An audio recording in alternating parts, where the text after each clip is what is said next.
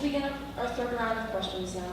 Mr. K, please state your position on standardized testing in schools, including college entry exams like the PSAT, district-wide standardized tests such as star rating and the STAMP tests for foreign language, and the SOLs.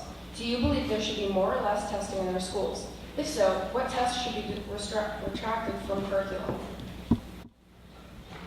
All these tests, they started out with good intentions. I'll speak, of SOLs. You want to have some benchmarks so you can see how everyone across the nation is doing, or SATs or PSATs.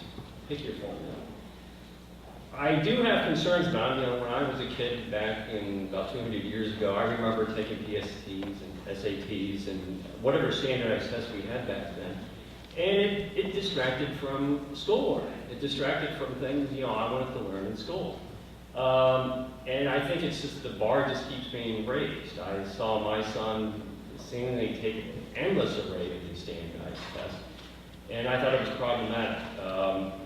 Unfortunately, we're kind of trapped in a system, federal funding or perhaps even state funding is dependent on school districts complying, or if they want to get the money they need to administer these tests. I'm not a great fan of them. I was a liberal arts graduate in college, and I believe you really, it's about learning. It's not about rote memorization or being able to answer the SAT, precisely in some way. Learning is a lot more comprehensive just sitting down and taking a test. So I would hope we could, over time, tone it down a little bit. We do need some benchmarking on these standardized tests, but I think perhaps the pendulum swung far too many of them. Thank you. Thank you, Mr. K. Ms. Kuchma, would you like me to repeat the question? I'm not an educator, so I can't tell you I know a lot about standardized testing, but I can certainly tell you what I think. I feel that educators are put in this really tough position because there's a lot of creativity that we could see in the classroom from teachers that have a lot of great ideas, but they are bound by teaching to the test. And I've, as a parent here, looked at in the beginning of the school year and all the sections that you have to go through, and my hat is off to the teachers because I can't even imagine how you get through all that information. I think it's tough. But we have to, it's like a necessary evil. We have to have benchmarks, and we have to know that students are receiving the information that we're giving them. I wish that there was a way around it, but it's something that we need to have. I also just mentioned that some kids, unfortunately, they're very, very bright, but they're not good test takers. So that's a barrier, and so standardized tests leaves them feeling like they're not smart when they're some of the smartest students that have been here don't do well on standardized tests. So it's a difficult thing. Thank you, Ms. Kuchma. Mr. Radcliffe, would you like me to repeat the question? No, it's okay. 30% of our budget comes from the state, so the SOL testing is just a fact of life, and we've got to deal with it. The two things are tied together. I have actually read up on this issue, and I think that we're seeing nationally the pendulum shift back away from so much standardized testing, and I think that's a good thing.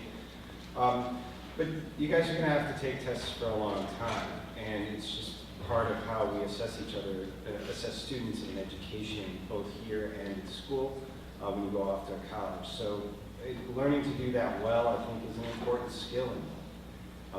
One area where I like testing is we're trying something out in this district now called response to intervention, where testing is used to identify kids who are falling below sort of false or church standards for reading and those sort of hard subjects, reading, math, other things. I like those tests because we can find the kid and then go down and give that kid special attention to make sure everybody is, we sort of blaze the floor of the false church and everybody gets the best education possible. Thank you, Mr. Radcliffe. Mr. Redinger, would you like me to repeat the question? Thank you. There's another old saw that says, everything has been said, but I haven't said it yet, so here I go. I actually don't have any meaningful things to add to what Mark, Allison, and Jake said, so I agree with them. Mr. Redinger.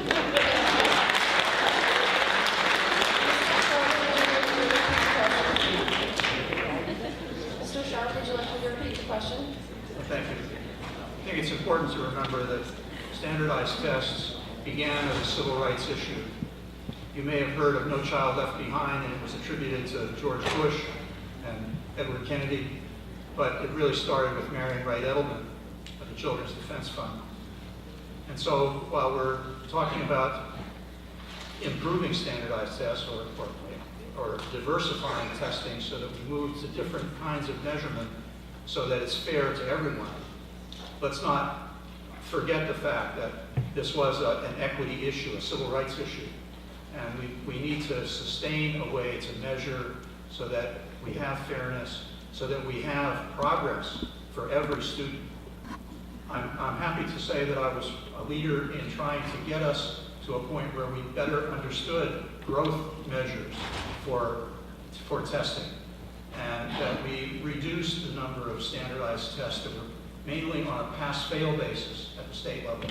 We used to have 32 of those standardized SOL tests at the state level. Now we have 26. So I'm happy to say that I helped to do that, but at the same time I want you to know that I think testing still has its place. We should continue it. Thank you, Mr. Sharp. Ms. Mergen, would you like me to repeat the question? No, that's fine, thank you. Well, again, one of these days I'll answer a question first. But I do want to underscore what Mr. Sharp said, that our standardized testing is a civil rights issue, and under NCLB one might argue that sort of maybe the only positive thing that came out of it is that all kids will be tested and disaggregated by student subgroups so that all kids matter, and we can see how all kids are doing. And that is critically important. What that doesn't do is inform instruction. And I personally believe that those tests should not be used as high stakes for students, whether or not you're going to graduate or what type of diploma that you should have. And there's actually talk within the Virginia Department of Education about this.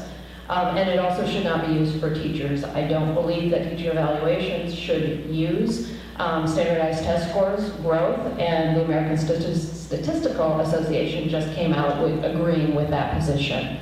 So those are a few issues. There has been some movement, and I agree the pendulum is changing. There are some colleges that are now not requiring PSAT, SAT tests to get in, and so we're seeing some of that changing. And we're also seeing the Virginia Department of Education backing away for the first time on standardized testing by allowing some performance evaluations as well, and they're discussing more and more ways to do that.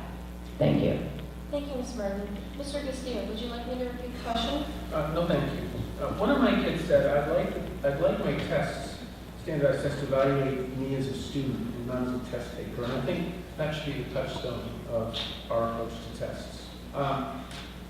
Nobody's mentioned it yet, but I believe it was last week that the PSAT was a big controversial issue in our house because it was offered to the ninth graders. Maybe not offered, but it was imposed on the ninth graders. And there was a lot of stress associated with that. And I think, on the one hand, I can understand the reasons for that, but I see it in my house every day, issues like this, and I want to make sure that we have a good perspective on testing.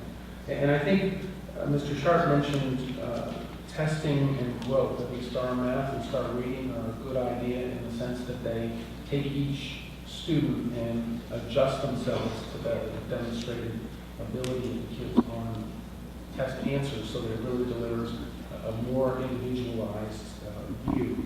I think one of the big issues that I think is problematic is the proliferation for juniors and seniors about the ACT and the SAT. You might start with the SAT and end up taking the ACT as well. And I think if we could somehow find a way to end up in a rational one test regime, that would be good. But I think that's a source of difficulty as well. So I think we need to keep working on it. Thank you, Mr. Castillo. Ms. Gill, would you like me to repeat the question? Thank you. So, I'll do what everyone else said. Standardized testing, it's a necessary evil. We cannot get away from it. And I think we all recognize it's not an accurate measure of anyone's intellect. I went to a college my freshman year where I did not have to submit SAT scores. I went to Bowdoin my freshman year of college. I did very well in school, but I was not great at taking the SAT. So I went there my freshman year, and it was great because I wasn't evaluated on my test scores. I did end up transferring after that. I think that in a small system, where we can be more agile with how we evaluate a student. So we don't have to rely just on standardized test scores. Because we are such a small system, we can look at students as individuals. So we can use the test scores that we have to, the tests that we have to take. But we can also look at each student individually and say, where does the student belong? As Jake mentioned, the RTI process, that really helps us to identify students and how they learn on an individual basis, not how they do on a test. The one test that I would like to maybe see us move away from is the STAR test. I think we're using that to identify talented and gifted students, and I don't think that that's a great use of the